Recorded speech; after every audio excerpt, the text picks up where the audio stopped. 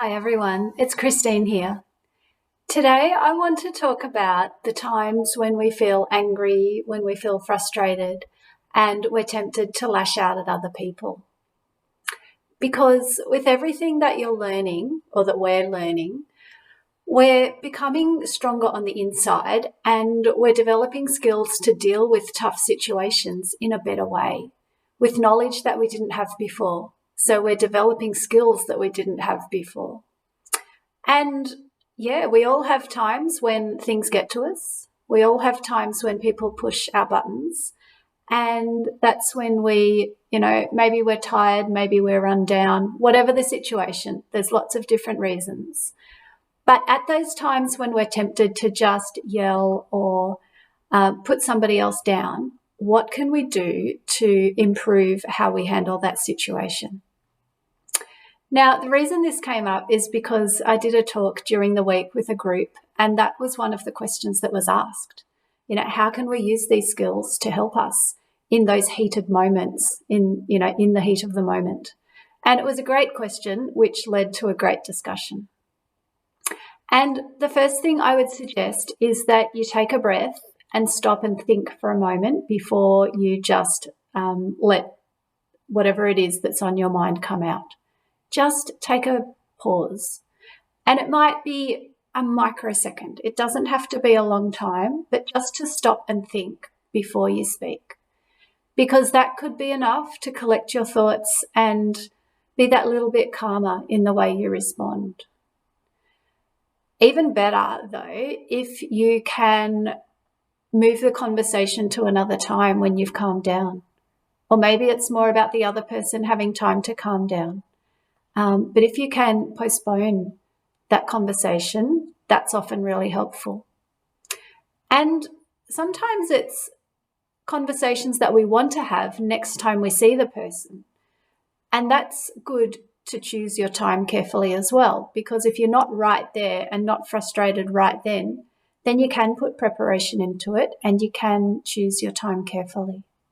So if it's possible, put it off to a later time when both parties have had a chance to collect themselves, ground themselves maybe, and think about how to move forward.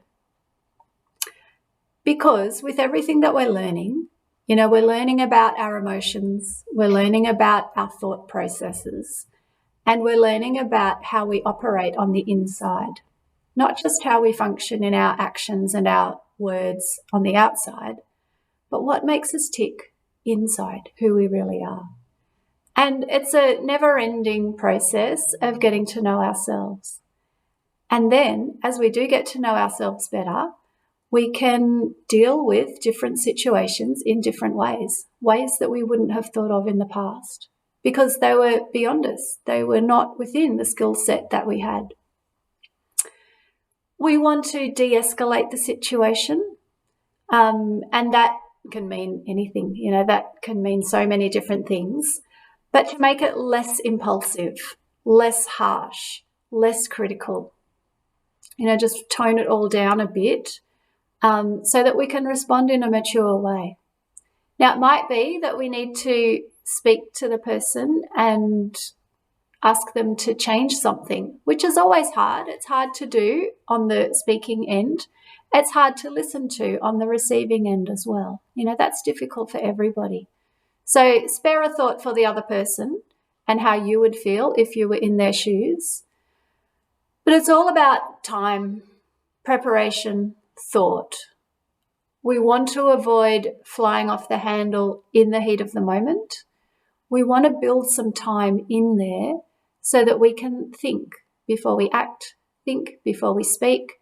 And then when we do speak, we do it in a way that's true to who we really are.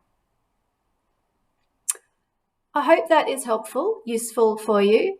It may not be often that you need it, but there are times. There are times when we just can really pick out some of the things we've learned from all the meditations and all the learning that we're doing and really apply it in our day-to-day lives. Okay, I'll see you next time. Thanks very much. Bye.